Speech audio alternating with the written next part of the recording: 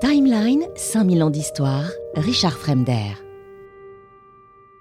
Peut-être que ce récit nous touche toujours parce qu'il résonne encore quelque part. Parce que dans un monde incertain, divisé, fragmenté, où les conflits paraissent sans fin toujours, il nous rappelle combien la paix est une conquête et une conquête permanente, combien les États sont fragiles, combien la légitimité repose sur la confiance plus que sur la force. Et surtout, il nous rappelle que les grandes reconstructions ne viennent pas toujours des héros flamboyants. Parfois, elles viennent de ceux qui savent durer.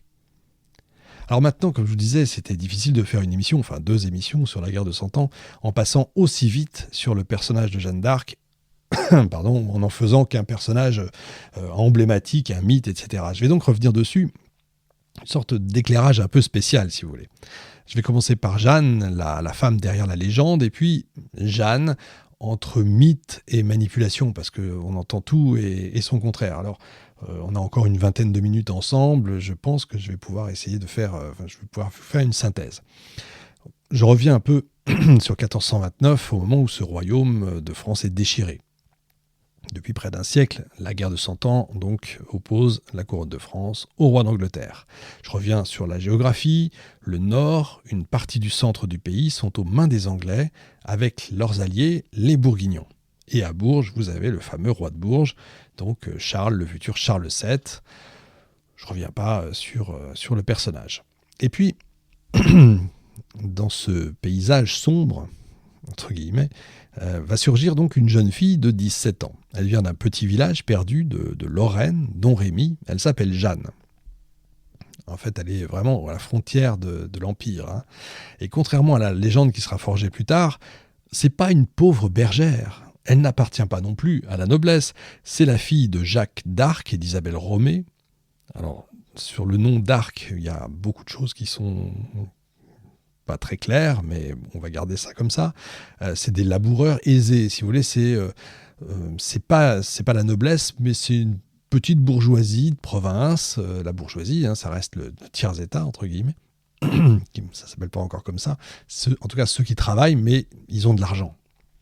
Sa famille vit dans une maison en pierre. C'est important, possède quelques terres, une charrue, ça on sait, donc ça veut dire qu'ils ont des biens, une certaine prospérité, une prospérité paysanne, mais elle grandit quand même sur une frontière. Domrémy, comme je vous disais, c'est quand même à la croisée de plusieurs territoires exposés aux raids et aux violences de la guerre civile. Elle voit d'ailleurs quand elle est petite son village brûlé, les troupeaux sont volés, l'église incendiée, elle voit arriver les Anglais, elle voit arriver surtout les mercenaires, comme je vous disais, les compagnies. Elle grandit dans la peur, dans l'insécurité et dans une atmosphère saturée, mais sursaturée de religion. Et c'est important, c'est à 13 ans que sa vie bascule. Elle raconte qu'elle a entendu des voix, qu'elle a vu des figures lumineuses, Saint-Michel, Sainte-Catherine et Sainte-Marguerite.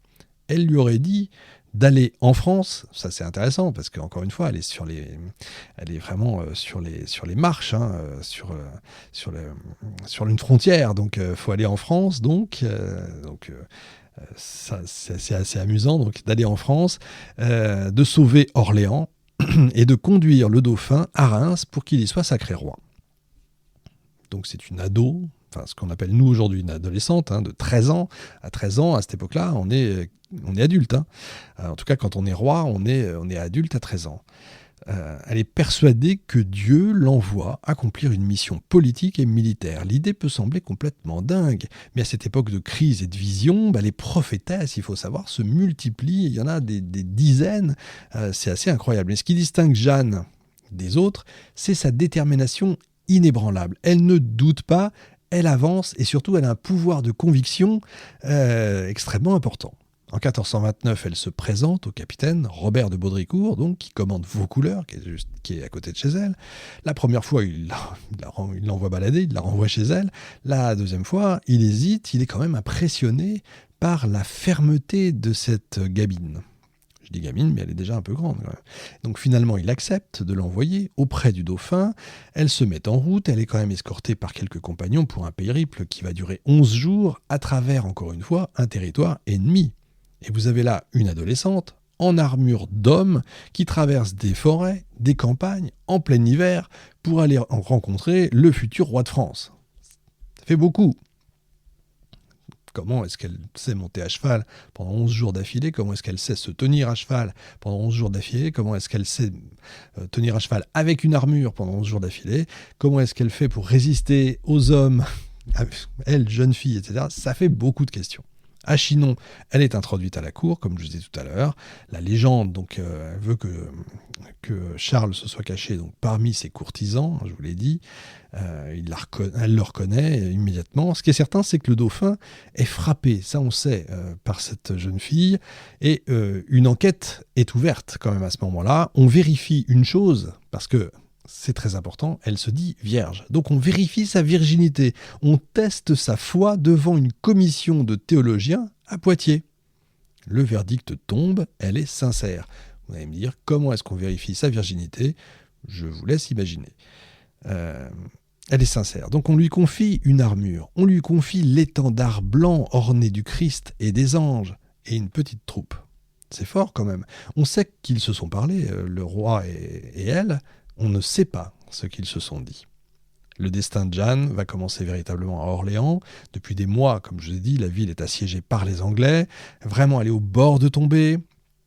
Et si, encore une fois, elle tombait, Bourges, c'est pas loin, hein, c'est pas si loin que ça. Il suffit de regarder une carte, vous verrez. Si Orléans tombe, Bourges, tout le royaume de Bourges s'effondre et c'en est terminé. Quand je dis que la ville est assiégée, c'est pas Alésia, en tout cas l'image qu'on en a, Alésia intégralement encerclée. Hein. Il y a le fleuve, il y a donc la Loire, il y a des passages quand même, et puis comme on est côté français, elle peut quand même entrer et sortir. Donc elle entre dans la cité, elle écrit aux Anglais pour leur ordonner de partir au nom du roi des cieux, rien que ça. Quelques jours plus tard, elle mène l'assaut.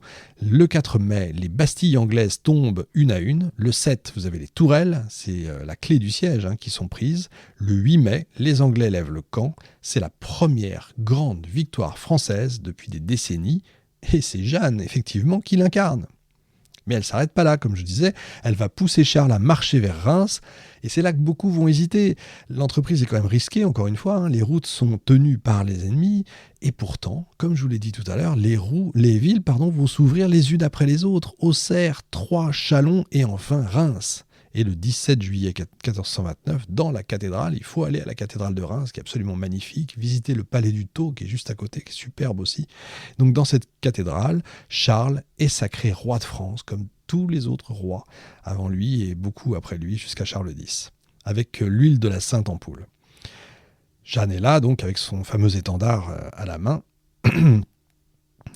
Donc Charles est devenu Charles VII, roi de France légitime, et en quelques mois, on peut le dire, une adolescente sortie de nulle part a changé le cours de l'histoire.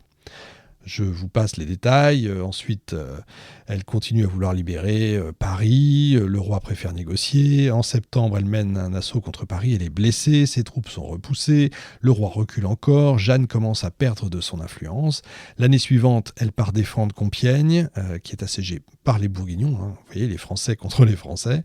En mai 1430, elle est capturée, vendue aux Anglais. On a la somme, 10 000 livres. Elle est emmenée à Rouen. C'est là que son procès s'ouvre. Vous avez un tribunal d'inquisition présidé par Pierre Cochon, dont tout le monde connaît le nom, qui est allié des Anglais. Donc on l'accuse de sorcellerie, d'hérésie, de travestissement. Elle résiste, elle répond avec intelligence, on a tout ça, et fermeté, mais le verdict, en fait, est décidé d'avance, sans que ce soit un procès stalinien, ça y ressemble quand même pas mal.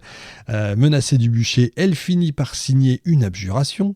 2 jours plus tard, elle reprend ses habits d'homme, elle est déclarée relapse, hérétique retombée dans ses erreurs, donc.